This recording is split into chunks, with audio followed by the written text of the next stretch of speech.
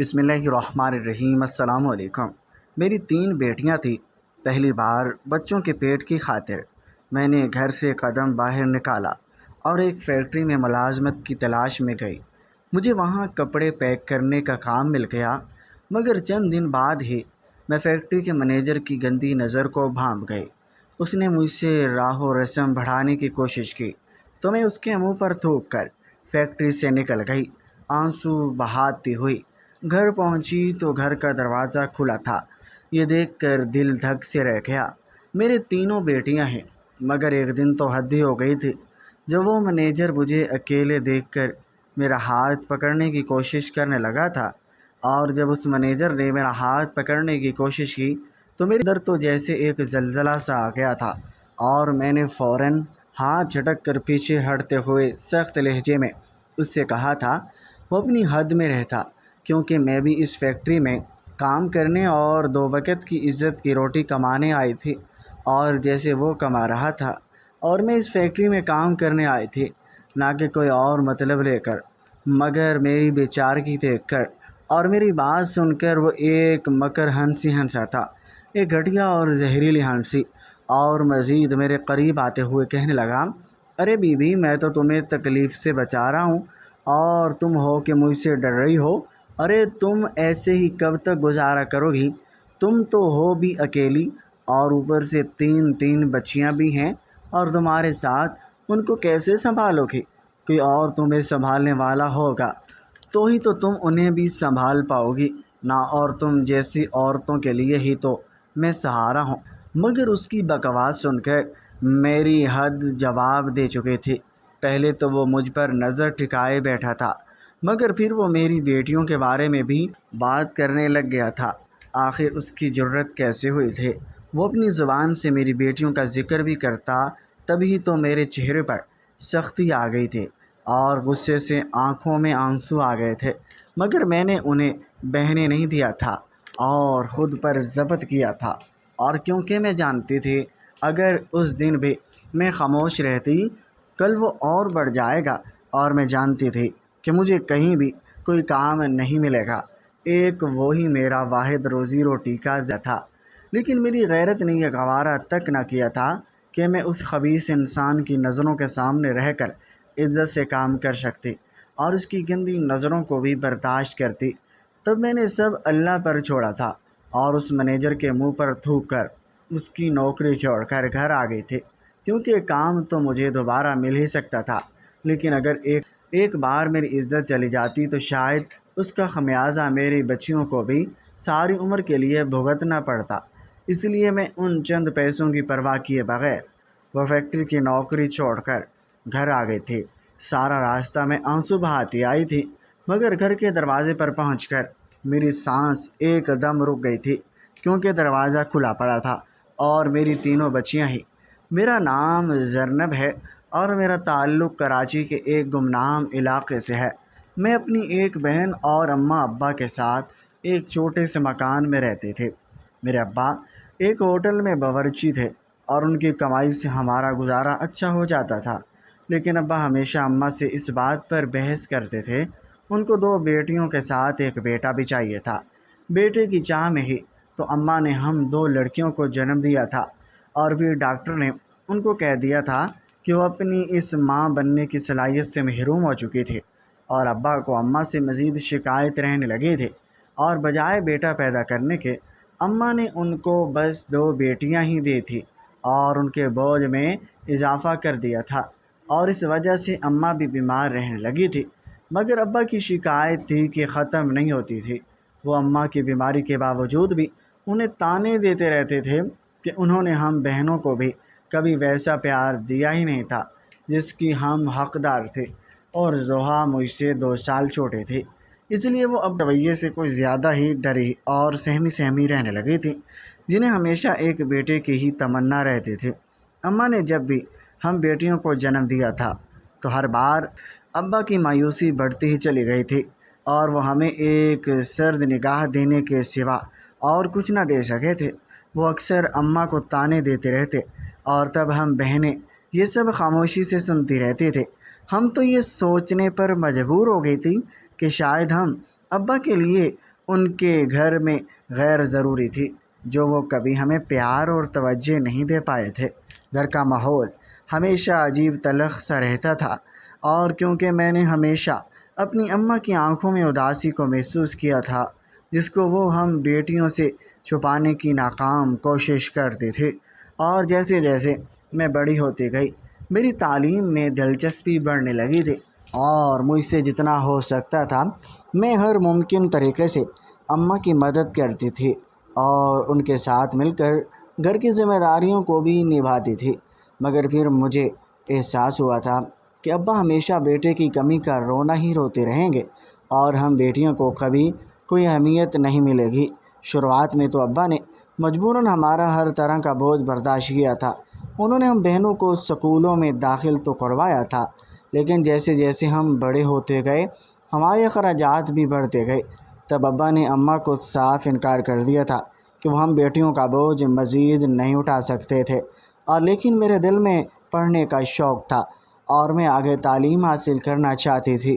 اسی لیے میں نے ہمت کی تھی اور ابا سے بات کی کہ وہ مجھے کالج سے نہ ہٹائیں، اور بلکہ مجھے کالج میں پڑھنے دیں۔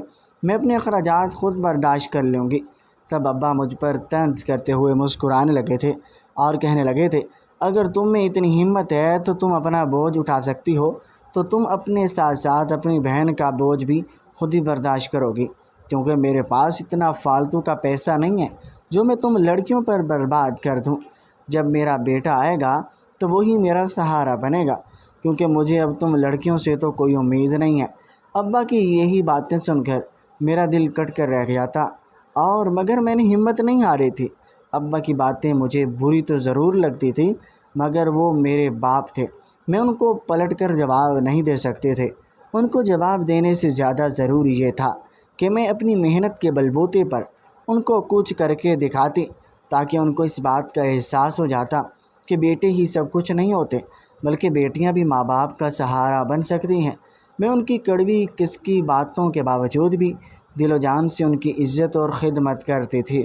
میں نے دل لگا کر خوب محنت کی، اور اپنی پڑھائی جاری رکھنے کے ساتھ ساتھ میں نے گھر میں بچوں کو ٹیوشن دینا شروع کر دی تھی۔ اس کے علاوہ میرے پاس جو وقت ہوتا اس میں اماں کے ساتھ مل کر محلے کی عورتوں کے کپڑے سلائی کرتی تھی۔ میرے پاس اتنے پیسے ہو جاتے تھے کہ جس سے میں اپنی تعلیم جاری رکھ سکتے تھے، جبکہ زحا تو ابا کی ناراضگی دیکھ کر پیچھے ہٹ گئی تھی، اور وہ آگے مزید نہیں پڑھنا چاہتے تھے۔ اس لیے وہ میرے ساتھ ہی گھر میں لوگوں کے کپڑے سلائی کرنے لگی تھی، مگر مجھے پڑھنے کا شوق تھا، اس لیے میں نے اپنی پڑھائی جاری رکھی تھی۔ جب میں نے اپنی ذمہ داری اٹھانے کے ساتھ ساتھ چھوٹی بہن کی ذمہ داری بھی اٹھا لی، تب ابا کو مجھ پر حیرانگی ضرور ہوئی تھی، اور انہوں نے تو مجھے حقیر سمجھ کر نظر انداز کر دیا تھا، مگر میں نے ان کو وہ ہمت دکھائی تھی جو شاید اگر ان کا بیٹا ہوتا تو وہ بھی نہ دکھا پاتا۔ لیکن پھر بھی ابا نے کبھی میری تعریف نہیں کی تھی۔ ان کے دل میں ہمیشہ یہی بات تھی، اگر ان کا ایک بیٹا ہوتا تو ان کا بازو بنتا، ان کا سہارا بنتا۔ بیٹے کی کمی کو میں کبھی بھی پورا نہیں کر سکی، لیکن مجھے محنت کرتا دیکھ کر ایک تبدیلی ضرور آئی تھی کہ ابا کا جو تلخ رویہ پہلے ہمارے ساتھ تھا وہ آہستہ آہستہ بدل گیا تھا۔ میری پڑھائی مکمل ہو گئی، اور تب ابا کی خواہش تھی کہ وہ میرے لیے کوئی مناسب سا رشتہ دیکھ کر میری شادی کر دیتے، تاکہ ان کے سر سے میرا بوجھ تو کم ہوتا۔ میں اپنے اخراجات بے شک خود پورے کر رہی تھی، مگر اس کے باوجود میرا وجود ابا کو گھر میں گھلنے لگا تھا، اور میں نے بھی زیادہ اصرار نہیں کیا تھا، اور ابا نے میرے لیے ایک مناسب رشتہ تلاش بھی کر لیا تھا۔ مجھے اس بات پر فخر تھا کہ میں نے ابا کو بیٹا بن کر دکھایا تھا اور ان کا سہارا بنی تھی۔ وہ اکثر میرے پاس بیٹھ کر گزارے دنوں کی باتیں کرتے اور میرے سامنے نادم ہوتے رہتے تھے۔ ان کا رویہ ہمیشہ ہم بیٹیوں کے ساتھ غلط ہی رہا تھا، مگر ان کے باوجود بھی ہم نے ہمیشہ ان کی عزت کی تھی، اور بجائے ان پر بوجھ بننے کے ان کا بوجھ بانٹ لیا تھا۔ مگر اپنی غلطی کا احساس ان کو بہت دیر سے ہوا تھا، اور اماں تو ان کے تلخ رویوں کو برداشت کرتے کرتے ہی چل بسی تھی۔ انہوں نے شعیب کے ساتھ مجھے غمگین دل کے ساتھ رخصت کر دیا تھا، کیونکہ اس کے بعد ابا تو تنہا ہو کر رہ گئے تھے۔ کیونکہ ضحیٰ کو بھی ابا نے جلدی اپنے گھر کا کر دیا تھا۔ وہ بیچاری تو چپ چاپ ابا کی بات مانتی رہی تھی، مگر میری زندگی کا امتحان یہیں پر ختم نہیں ہوا تھا۔ میں نہیں جانتی تھی کہ اب بھی میرے لیے آگے کتنی مشکلات باقی تھی۔ ان مشکلات کا اندازہ تو مجھے تب ہوا تھا جب میرے سر پر وہ قیامت ٹوٹ پڑی تھی۔ شعیب ایک کارخانے میں ملازمت کرتا تھا۔ وہ بے شک بہت اچھا تھا اور وہ میرا بہت خیال بھی رکھتا تھا۔ شعیب جیسا ہم سفر پا کر میں اطمینان میں تھی۔ جب میری شادی کو 2 سال کا عرصہ گزر گیا، اللہ نے مجھے جڑواں بیٹیوں سے نوازا تھا۔ بیٹیوں کو دیکھ کر میں ڈر گئی تھی کہ کہیں شعیب کا رویہ بھی میری بیٹیوں کے ساتھ ویسا نہ ہو جائے جیسا میرے ابا کا ہم بہنوں کے ساتھ تھا۔ مگر جب میں نے بیٹیوں کی پیدائش پر شعیب کو اللہ کا شکر ادا کرتے دیکھا تو مجھے تسلی ہو گئی تھی کہ میں نے شعیب سے اپنے اس خدشے کا ذکر کیا جو پہلے میرے دل میں تھا، مگر وہ میری بات سن کر الٹا مجھے ہی ڈانٹنے لگا تھا۔ بھلا بیٹیوں کی پیدائش پر بھی کوئی غمگین ہوتا ہے؟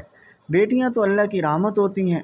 مجھے شعیب پر بہت فخر ہوتا تھا جس نے مجھ سے کبھی کوئی گلہ نہیں کیا تھا، اور میں بھی اس کے ساتھ ہر حال میں خوش تھے۔ مگر میں نہیں جانتی تھی کہ میری یہ خوشی بہت جلد مجھ سے چھین جانے والی تھی۔ اور اس وقت میری دونوں بیٹیاں 8 سال کی تھیں اور میری کوکھ میں 4 مہینے کا ایک بچہ بھی پل رہا تھا۔ اور جب مجھے شعیب کی طرف سے وہ خبر ملی تھی جس کو سن کر میری دنیا ختم ہو گئی تھی۔ جس کارخانے میں شعیب کام کرتا تھا، اس کارخانے میں فنی خرابی کے باعث ایک بہت بڑا بھیانک آگ بھڑک اٹھی تھی، اور جس میں میری بچیوں کا باپ اور میرا واحد سہارا شعیب بھی چل کر خاک ہو گیا تھا۔ جب میں شعیب کی لاش اسپتال دیکھنے گئی تو وہ تو پہچان کے قابل بھی نہ تھی۔ وہ پوری طرح سے جل کر سیاہ ہو چکے تھے۔ مجھے تو صرف اس کے ہاتھ میں پہنی ہوئی وہ شادی کی انگوٹھی سے یہ اندازہ ہوا تھا کہ وہ شعیب تھا، جو انگوٹھی ابا نے اسے خود پہنائی تھی۔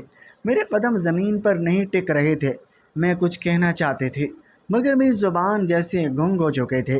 میں چیخنا چاہتی تھی، میں رونا چاہتی تھی، سوال کرنا چاہتی تھی میرے ساتھ یہ ظلم کیوں ہوا تھا، اور لیکن میرے اندر جیسے سب کچھ منجمد ہو گیا تھا۔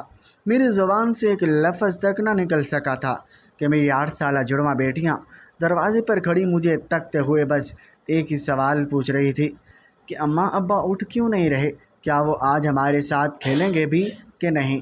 مگر میں انہیں کیا جواب دیتی کہ میں ماں ہوتے ہوئے بھی ان کو کوئی جواب نہ دے سکی تھی، کیونکہ میرے پاس ان کے معصوم سوالوں کا کوئی جواب تھا ہی نہیں۔ شعیب کے جانے کے بعد دنیا کا ہر دن، ہر لمحہ میرے لیے ایک نئی اذیت لے کر آتا تھا۔ میرے پیٹ میں پلنے والے بچے کی ہر حرکت، ہر جنجش مجھے یاد دلاتی تھی کہ اسے زندگی میں کبھی باپ کی انگلی تھامنے کا موقع نہیں ملے گا۔ کئی بار راتوں کو اٹھ کر میں چھت کی طرف دیکھتی اور اللہ سے صرف ایک ہی بات کہتی تھی، کیا میری خوشیاں اتنی ہی عارضی تھی؟ کیا بیوگی کا تاج ہی میرے مقدر میں تھا؟ شعیب کے مرنے کے بعد اس کے کارخانے والوں نے مجھے 1 لاکھ روپے کا چیک دیا تھا، اور جسے انہوں نے میرے شوہر کی قیمت لگائی تھی، مگر یہ چیک میرے آنسو نہیں روک سکا تھا، نہ میری بیٹیوں کے سوالوں کا جواب بن سکا تھا، کیونکہ میرے گھر کا سکون چلا گیا تھا۔ پھر چند ہفتوں بعد مجھے اندازہ ہو گیا تھا کہ اگر میں نے خود کو نہ سنبھالا تو میری بچیاں بھی بکھر جائیں گی۔ ایک رات میں نے اپنی بچیوں کو دیکھ کر فیصلہ کر لیا تھا کہ میں کمزور نہیں پڑوں گی۔ شعیب کے گزر جانے کے بعد میں بالکل اکیلی ہو گئی تھی، اور ابا اکثر مجھے دیکھ دیکھ کر روتے تھے، کیونکہ وہ جانتے تھے کہ میں ان کی وہ بیٹی تھی جس نے اپنی کم عمری میں ہی بہت سی مشکلات کا سامنا کیا تھا۔ مگر ابا بھی آخر ہم تینوں لڑکیوں کو کیسے سنبھالتے؟ ابھی میں ایک صدمے سے ہی نہیں نکل پائی تھی کہ ایک اور قیامت میرے سر پر ٹوٹ پڑی تھی۔ شعیب کے گزر جانے کے چند ہی ماہ بعد ابا بھی چل بسے تھے، اور میں صحیح معنوں میں اکیلی رہ گئی تھی۔ پہلے چند مہینے تو شعیب اور ابا کی کچھ جمع پونجی بھی میرے کام آ گئی تھی، اور میری تیسری بیٹی بھی دنیا میں آ گئی تھی۔ تب مجھ پر ذمہ داریاں بہت بڑھ گئی تھیں، اور پھر مجبوری مجھے گھر سے نکلنا پڑا تھا تاکہ میں اپنے اور اپنی بچیوں کا پیٹ پالنے کے لیے کچھ تو کر سکتی۔ पढ़ी लिखी तो मैं थी और उसके बावजूद भी मुझे कहीं कोई अच्छी नौकरी मिल ही नहीं रही थी। बहुत हाथ पांव मारे थे मगर मुझे कोई भी काम नहीं मिल सका था और आहिस्ता आहिस्ता मेरे पास जो जमा पूंजी थी वो भी ख़त्म होने लगी थी। मगर मैं थक कर घर नहीं बैठ सकती थी क्योंकि मुझ पर तीन तीन बच्चों की जिम्मेदारियां थी और बेटियां तो वैसे भी जल्दी ही बड़ी हो जाती हैं। इसलिए मैंने काम की तलाश फैक्ट्री में शुरू कर दी थी और मैं हर तरह की मेहनत का मज़दूरी वाला काम करने को तैयार है, जिससे मेरे हाथ में इतने पैसे आ जाते कि जिससे मैं अपनी बच्चियों को इज़्ज़त से 2 वक्त की रोटी खिला सकती। तब बहुत मुश्किल से मुझे एक फैक्ट्री में कपड़े पैक करने का काम मिल गया था और मैं उसमें भी राज़ी थी। फैक्ट्री में कपड़े पैक करने का काम आसान नहीं था। घंटों घंटे खड़े होकर काम करना, मशीनों की आवाज़, सख्त निगरानी और उन सब के बावजूद भी सिर्फ मामूली सी तनख्वाह, ये सब कुछ काम इंसान को तोड़ देने के लिए काफ़ी था। मगर मैं किसी सूरत टूटने वाली नहीं थी क्योंकि मेरे अंदर 3 छोटे चेहरों की मुस्कुराहटों की ताकत है जो हर रात मेरे सीने से लग कर सोती थी और हर सुबह मेरे जाने से पहले मुझसे लिपट जाती थी। मेरी बेटियां मेरी ज़िंदगी का हासिल थे और उनकी ज़िंदगी संवारना ही मेरा मकसद बन गया था। और शुरू में जब मैं फैक्ट्री गई तो सब यही समझते थे कि फैक्ट्री का सख्त जान काम मुझसे नहीं होगा और मैं 2 दिन में ही फैक्ट्री से भाग जाऊंगी। मगर मैंने दिन रात एक करके साबित कर दिया था कि मैं कमज़ोर नहीं थी, बल्कि मैं तो एक माँ थी जिसके इरादे फौलाद जैसे सख्त थे। और माँ भला कैसे कमज़ोर हो सकती है। माँ ने वक्त पर काम सीखा था, साथ ही अपने काम में बाकी लोगों की निस्बत सफाई भी रखे थे और कभी शिकायत ना की थी। आहिस्ता आहिस्ता इस फैक्ट्री का मैनेजर भी मुझे पहचानने लगा था और वो मुझे कहता था कि बीबी तुम में लगन है, अगर ऐसे ही काम करती रहोगी तो शायद तुम्हें मुस्तकिल ही रख लिया जाएगा। ये सुनकर मेरे दिल को कुछ ठंडक सी मिली थी। फैक्ट्री में मुस्तकिल होना भी एक तरह की नेमत से कम नहीं था क्योंकि इसका मतलब था कि तनख्वाह हर महीने पक्की थी और कभी कभार ओवर टाइम का मौका भी मिल सकता था। फैक्ट्री के माहौल में कई किस्म के लोग थे। कोई मुझसे तरस खाकर बात करते थे और कुछ तंजिया लहजे में मुझे कहते थे बीबी 3 बेटियां अकेली पाल लोगी। मगर मैं उन सब की बातें सुनकर भी बस मुस्कुरा कर रह जाती थी। मुझे किसी के सवालों के जवाब देने की ज़रूरत नहीं थी क्योंकि मेरे अमल खुद बोल रहे थे। फैक्ट्री की थकन से जब मैं शाम को घर आती तो मेरी बेटियां दौड़कर मेरा दुपट्टा थाम लेती थी और पूछती थी अम्मा कुछ खाने को लाई हो। और उनकी आंखों में चमक होती थी, एक उम्मीद होती थी और मैं चाहती थी कि वो चमक कभी बुझ ना पाएगी। और मैं ख्वाब देखने लगी थी कि एक दिन मैं इन सब को स्कूल भेजूंगी, एक दिन इनके बस्ते होंगे, किताबें होंगी और वो किसी की मोहताज नहीं होंगी। अभी तो मेरी ज़िंदगी बेहतर होना शुरू ही हुई थी कि जब मुझे महसूस होने लगा था कि फैक्ट्री का मैनेजर मुझ पर कुछ ज़्यादा ही ज़्यादा मेहरबान होने लगा था। वो अक्सर मुझे तनख्वाह के अलावा भी पैसे दे देता था और मेरे पूछने पर कहता था वो सब मेरी ही मेहनत का फल था। मगर मैं कौन सा अहमक थे जो उसके अपने अंदर घुसती नज़रों का मतलब ना समझ पाती, क्योंकि वो बहाने बहाने से मेरे साथ ज़्यादा वक्त गुजारने लगा था, मेरे करीब आने की कोशिश करने लगा था। मैं मजबूर थी क्योंकि मैं बेवा औरत थी और मुझ पर 3 यतीम बच्चों की ज़िम्मेदारी भी थी। इसलिए मैं चुपचाप उसकी गंदी नज़रों को नज़रअंदाज करके अपने काम में लगी रहती थी। मगर एक दिन तो हद ही हो गई थी जब वो मैनेजर मुझे अकेले देखकर मेरा हाथ पकड़ने की कोशिश करने लगा था। जब उस मैनेजर ने मेरा हाथ पकड़ने की कोशिश की तो मेरे अंदर तो जैसे एक ज़लज़ला सा आ गया था और मैंने फ़ौरन हाथ झटक पीछे हटते हुए सख्त लहजे में उससे कहा था कि वो अपनी हद में रहता, क्योंकि मैं भी इस फैक्ट्री में काम करने और 2 वक्त की इज़्ज़त की रोटी कमाने आई थी और जिसे वो कमा रहा था, और मैं इस फैक्ट्री में काम करने आई थी ना कि कोई और मतलब लेकर। मगर मेरी बेचारगी देखकर और मेरी बात सुनकर वो एक मकर हंसी हंसा और एक घटिया और जहरीली हंसी और मज़ीद मेरे करीब आते हुए कहने लगा अरे बीबी मैं तो तुम्हें तकलीफ़ से बचा रहा हूँ और तुम हो कि मुझसे डर रही हो। अरे तुम ऐसे कब तक गुजारा करोगी, तुम तो हो भी अकेली और ऊपर से 3 बच्चियाँ भी हैं तुम्हारे साथ, उनको कैसे संभालोगे।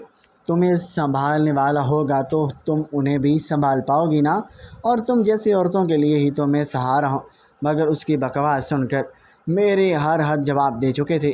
پہلے تو وہ مجھ پر نظر ٹکائے بیٹھا تھا، مگر پھر وہ میری بیٹیوں کے بارے میں بھی بات کرنے لگا۔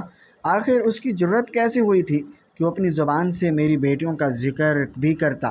تب تو میری چہرے پر سخت آ گئی تھی اور غصے سے آنکھوں میں آنسو بھی آ گئے تھے، اور مگر میں نے انہیں بہنے نہیں دیا تھا اور خود پر ضبط کیا تھا، کیونکہ میں جانتی تھی کہ اگر اس دن بھی میری خاموش رہتی تو کل وہ اور بڑھ جائے گا۔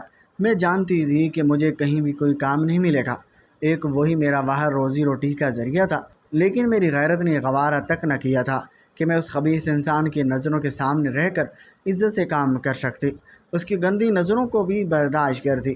تب میں نے سب اللہ پر چھوڑا تھا اور اس مینیجر کے منہ پر تھوک کر اس کی نوکری چھوڑ کر گھر آ گئی تھی، کیونکہ کام تو مجھے دوبارہ مل ہی سکتا تھا، لیکن ایک بار میری عزت چلی جاتی تو شاید اس کا خمیازہ میری بچیوں کو ساری عمر کے لیے بھگتنا پڑتا۔ اسی لیے میں ان چند پیسوں کی پرواہ کیے بغیر وہ فیکٹری کی نوکری چھوڑ کر گھر آ گئی تھی۔ سارا راستہ میں آنسو بہاتی آئی تھی، مگر گھر کے دروازے پر پہنچ کر میری سانسیں ایک دم رک گئی تھی، کیونکہ دروازہ کھلا پڑا تھا اور میری تینوں بچیاں ہی گھر میں نہیں تھیں۔ میرے دل کی دھڑکن جیسے رکنے لگی تھی، میں دیوانوں کی طرح کمرے میں بھاگی تھی، صحن میں جھانکا، باورچی خانے میں جھانکا، مگر ہر جگہ ایک خاموشی اور گہری ویرانی چھائی ہوئی تھی۔ ان تینوں کی چپلیں دروازے کے پاس پڑی تھی، جیسے وہ اچانک کہیں نکل گئی تھی۔ فریال، علیشہ، نور، میں نے چیخ چیخ کر تینوں کو پکارا تھا، مگر کوئی جواب نہیں آیا تھا۔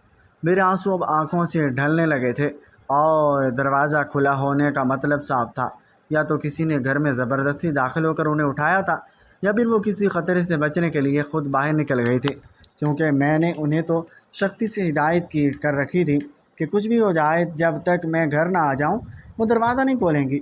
میرے قدم بے اختیار محلے کی گلیوں میں نکل گئے تھے، میں دیوانہ وار ان کو ڈھونڈ رہی تھی۔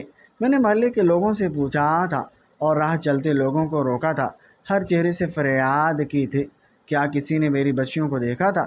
اور 1 گھنٹے کی بے قراری کے بعد محلے کی نکڑ پر بیٹھے چائے والے نے میری بے قراری دیکھ کر مجھے اپنے پاس بلایا تھا، اور پھر میری بات سننے کے بعد وہ مجھے کہنے لگا تھا کہ میں نے تینوں بچیوں کو گلی کے موڑ سے نکلتے ہوئے دیکھا تھا، جیسے وہ کسی چیز سے ڈر کر بھاگ گئی تھی اور وہ کسی عورت کے پیچھے بھاگ رہی تھی۔ میں نے اس سے بہت بار پوچھا تھا وہ عورت کون تھی، کیا اس نے اس عورت کا چہرہ دیکھا تھا؟ تب وہ مجھے کہنے لگا تھا اس عورت نے ایک بڑی سی چادر اوڑھ رکھی تھی، ہو سکتا ہے وہ آپ کے جاننے والی ہو۔ اور جب بچیاں اس کی طرف بھاگی تھی تو تب ایک دم میرے ذہن میں زبیدہ مسکراتا ہوا چہرہ گھوم گیا تھا، وہی زبیدہ جو ہمیشہ کام کے دوران مجھے ہنسانے کی کوشش کرتی تھی، میری بچیوں کو پیار سے گود میں اٹھاتی تھی، کبھی کبھار پیار سے ان کے لیے مٹھائی لے کر آتی تھی۔ وہ اکثر ہی مجھے کہتی تھی اگر مجھے کبھی بھی کسی بھی چیز کی یا مدد کی ضرورت ہو تو میں اس کے پاس آ جاؤں، کیونکہ وہ بھی بیوہ تھی اور اس سے بڑا دکھ یہ کہ اس کی اولاد بھی نہ تھی۔ میریاں تو پھر بھی بچیاں تھیں، مگر تو اس کا دنیا میں کوئی نہیں تھا، نہ ہی مگر اس نے کبھی مجھے اپنے گھر کا نہیں بتایا تھا، بس اتنا کہا تھا کہ وہ بھی کہیں پاس میں ہی رہتی تھی۔ اس وقت میں نے اس کی بات کو اتنی اہمیت نہیں دی تھی، کیونکہ وہ میری زندگی بہت مشکل سے ٹھیک ہوئی تھی۔ مجھے لگا کہ شاید اب کوئی آزمائش نہیں آئے گی، لیکن مجھے کیا اندازہ تھا کہ ایک دن زبیدہ کا دیا ہوا سہارا میرے لیے اتنا قیمتی ہو جائے گا۔ اور زبیدہ کا خیال آتے ہی میرے قدم خود بخود زبیدہ کے گھر کی طرف اٹھنے لگے تھے۔ میں نے ہر گلی میں ہر دروازے کو غور سے دیکھا تھا، کئی گھروں کے دروازے کھٹکھٹائے تھے، کئی چہروں کو دیکھا تھا، مگر زبیدہ کا چہرہ کہیں نظر نہ آیا تھا۔